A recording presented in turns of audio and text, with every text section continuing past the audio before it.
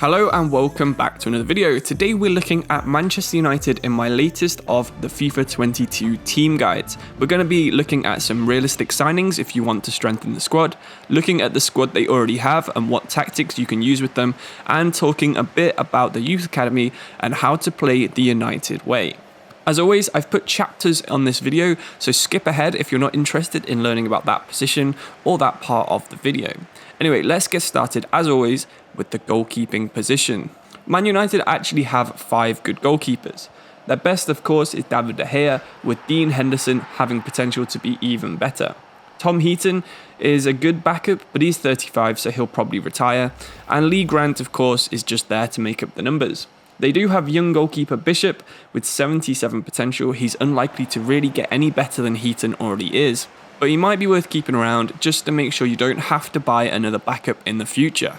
The goalkeeping situation is good at Manchester United, and I don't recommend you sign anyone in the first window. Moving forward to fullback positions, Manchester United actually have a good selection. Most of them are better at wingback than fullback, but you've got Wan-Bissaka, Dalot, Laird and Williams who can play right back or right wing back, and then on the left you have Devine, Shaw and Telles.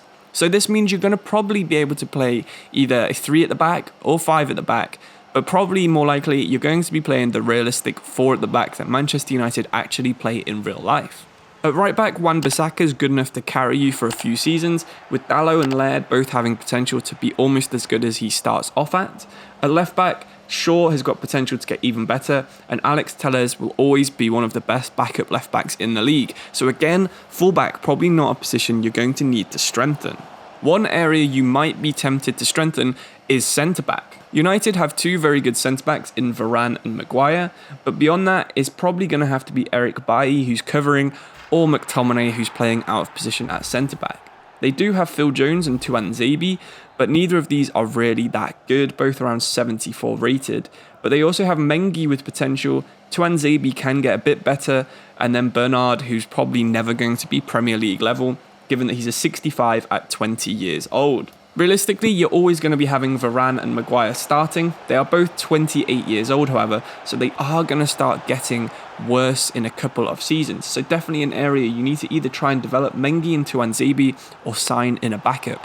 I will suggest a backup centre-back for you to sign at the end of this video, so either click along the chapters at the bottom or wait until the end of the video and you'll see my suggestions for a new backup centre-back at Manchester United.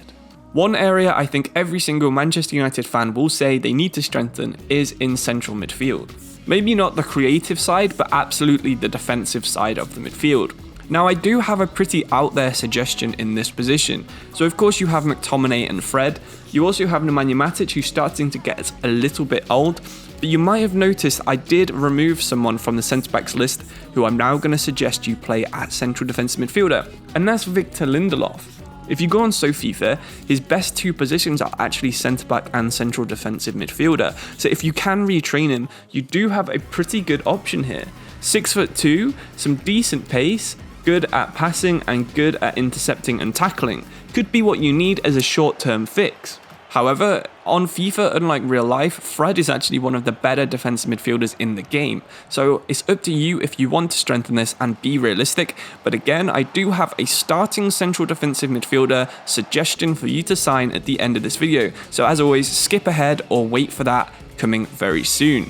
The rest of the midfield is absolutely fine. You've got Bruno Fernandes playing attacking midfield, Pogba probably a little bit deeper, Sancho and Rashford on the wings, Martial, Lingard and Donny van der Beek all being good backups, Greenwood there to develop, Palestri, Garner, Diallo, Chong, Galbraith, Shortaya and Hannibal Mebry, all very good potential players as well. So in midfield, going forwards, you're absolutely set if you can develop any of these, as of course Manchester United do like to do. I'd probably play some combination of Fred, Pogba and Bruno, although it might not work in real life that good. On FIFA, I think it would be almost unstoppable with their pace, power and finishing ability. So the final position definitely needs some finishing ability, and that is striker. Manchester United, of course, do have a couple of players who can play at striker on the wing. So you've got Rashford, you've got Martial, probably both better on the wing. Greenwood, again, very similar. But up front, you actually have Ronaldo and Cavani, who are specialist strikers on FIFA. Personally, I think some combination of Rashford, Greenwood, Ronaldo is probably going to be good enough to win you the league. But if you want to strengthen here, you probably will need a backup because Ronaldo and Cavani have a combined age of 70 years old. So that means both of them are going to retire pretty soon. Definitely worth getting a backup ready to develop into a first choice signing here.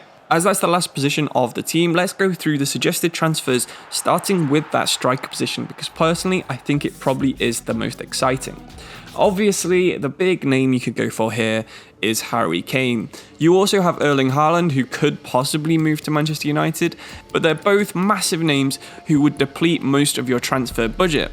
If you want someone a little bit cheaper, you could go for someone like Lautaro Martinez, who currently wants to leave Inter Milan. Or if you prefer a bigger striker, you could go for someone like Dusan Vlahovic at Fiorentina, who's going to be a massive target man with decent pace and decent finishing, with potential to develop into a starting Premier League winning level striker.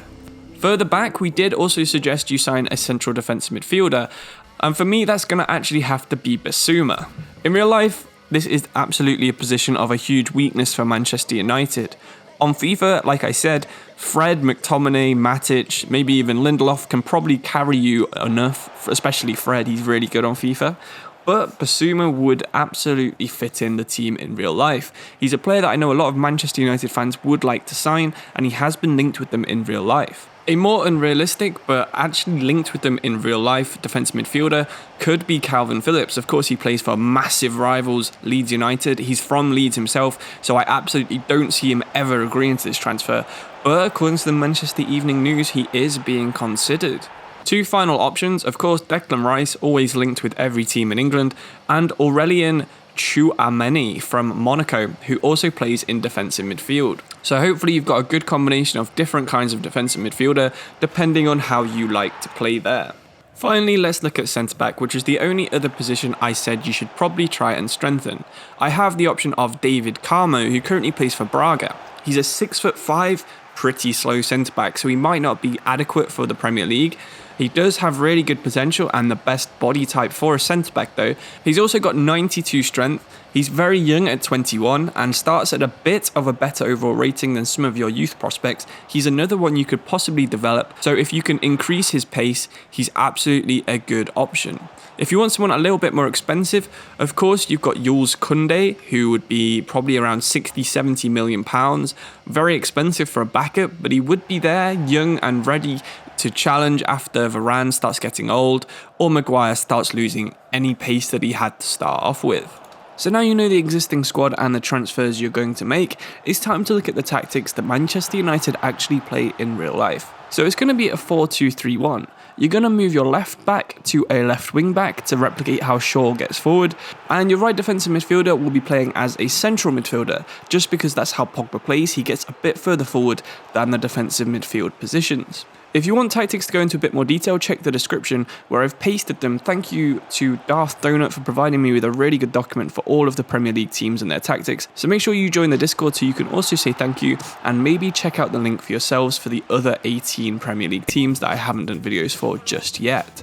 That's all we have for today's video. If you're interested in seeing more team or league guides, please do subscribe because I'll be making content regularly throughout the entire year of FIFA 22. If you've got any suggestions for teams you want me to do one of these on, or which league you want me to do a guide on first, please do comment them below because I do look through my comments and I will take your guys' suggestions on board. As I said, subscribe if you want to see more. Please like the video if you did actually enjoy or learn anything about Manchester United in this video, and comment any suggestions below and I'll make sure to check them out very soon. Thank you all for watching, I'll see you in the next video very soon, and goodbye.